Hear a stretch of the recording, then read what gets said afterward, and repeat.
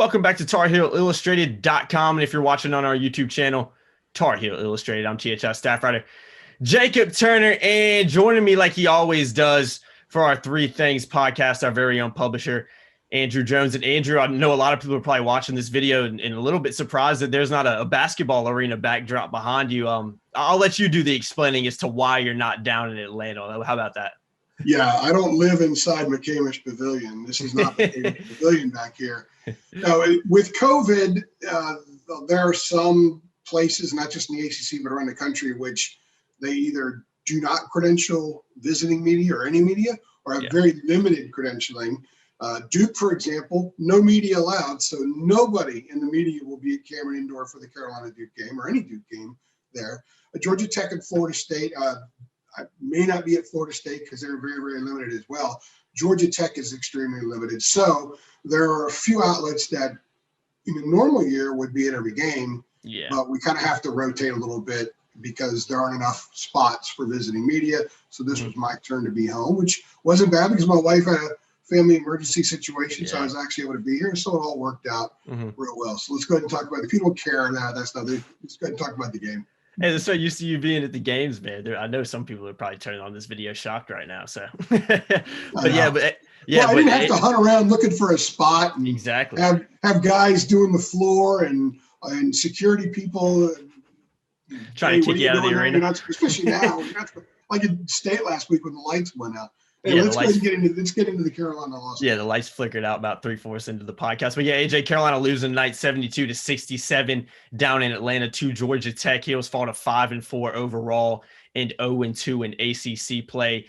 First thing I want to start on, AJ, we saw a new starting lineup tonight. We saw the likes of Andrew Platek, Kerwin Walton, and Day'Ron Sharp replace the likes of Caleb Love, Leaky Black, and Garrison Brooks. A little bit of a surprise for some people. We did talk to Roy Williams after, and he kind of put a lot of that reasoning for benching those three guys on their defensive performance and defensive grades, I think is the word he used to describe it, against the Wolfpack. So new starting lineup. Carolina did have the lead at halftime for the first time all season. So I don't know if that was the major factor behind it, but a new starting lineup kind of did bring something different, and Carolina definitely got off to a better start today and ultimately didn't finish it strong, but I guess the start was better.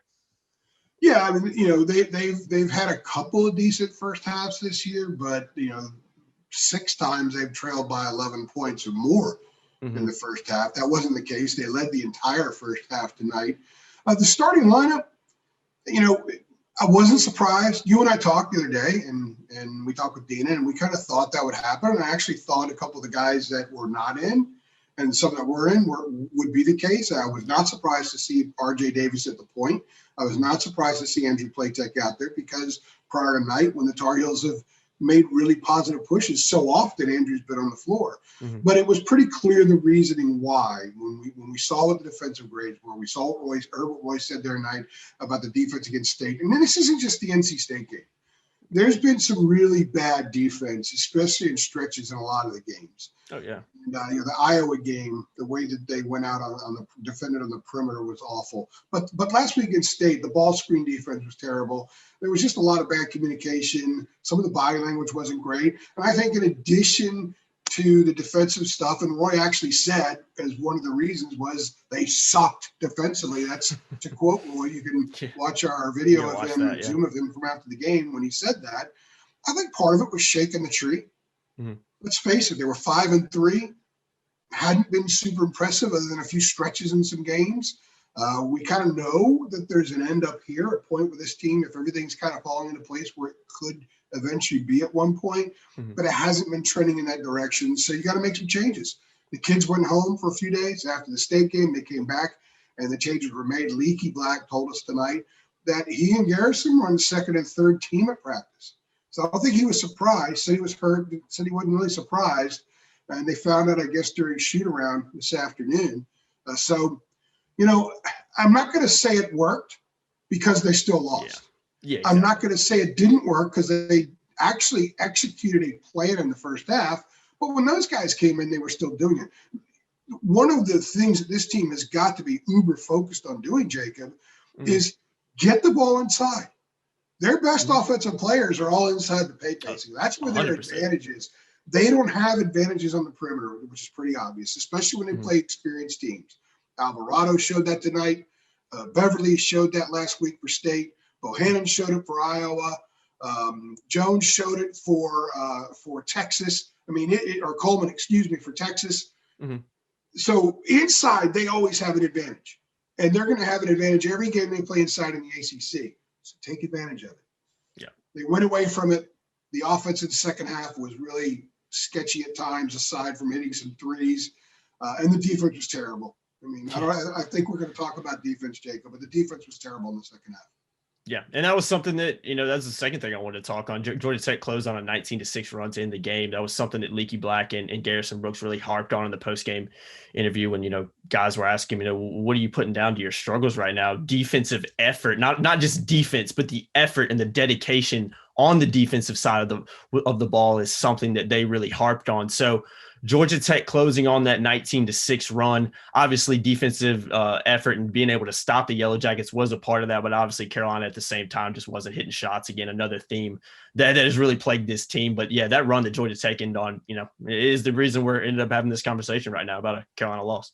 Tech hit 6 of its last 7 shots, 3 of them were threes. One was a layup. They missed a layup that they should have hit. No, absolutely. When Garrison lost his man one time.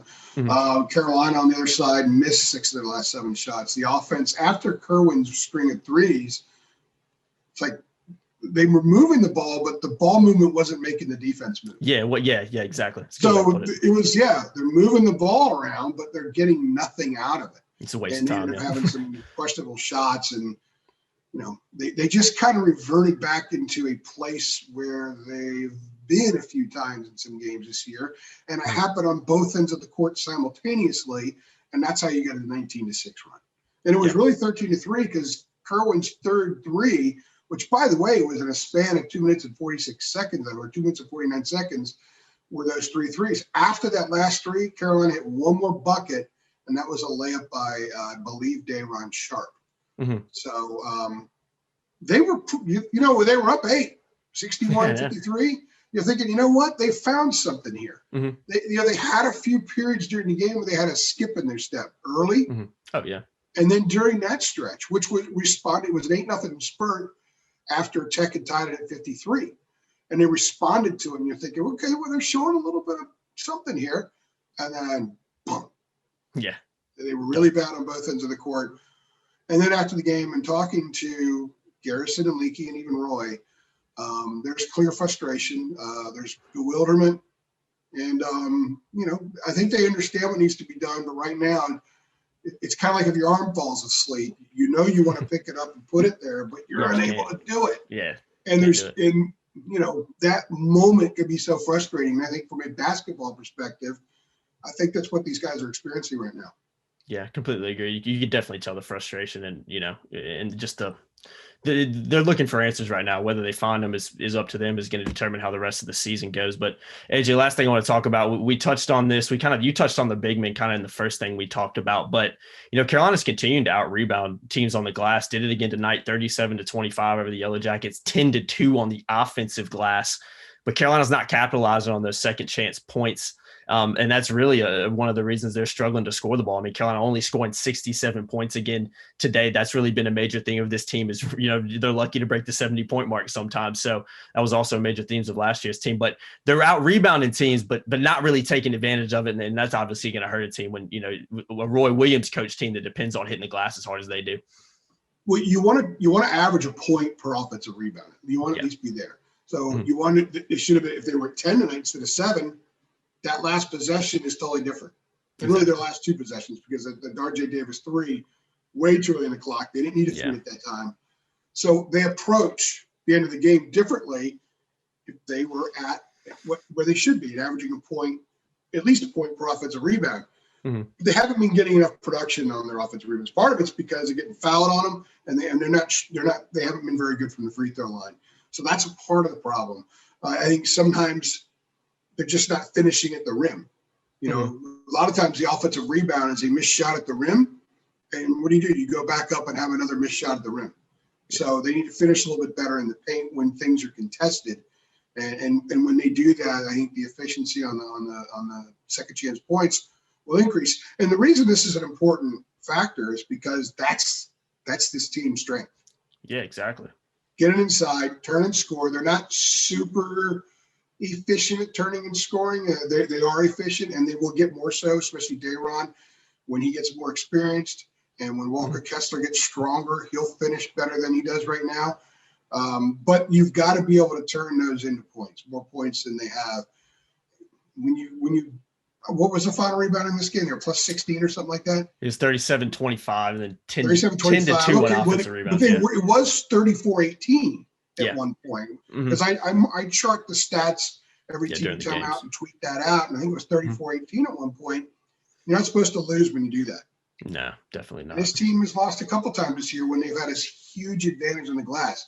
So it's great to out-rebound teams. It's a wonderful stat to have, but you've got to make it work for you more than they are.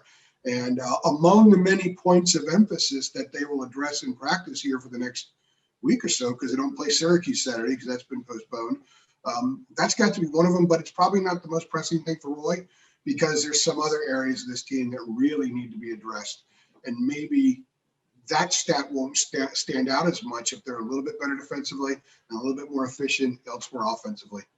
Yeah, good point, AJ. I mean, it all goes hand in hand, man. You got to be good at multiple things, So yeah, Carolina losing again tonight, 72-67 down in Atlanta to Georgia Tech, falling to 5-4 on the season and 0-2 in the ACC. AJ, thanks for joining me, man. As always, guys, if you've enjoyed the video, be sure to like it, be sure to share it, be sure to subscribe to our channel. We'll see you guys in the next one. Thanks.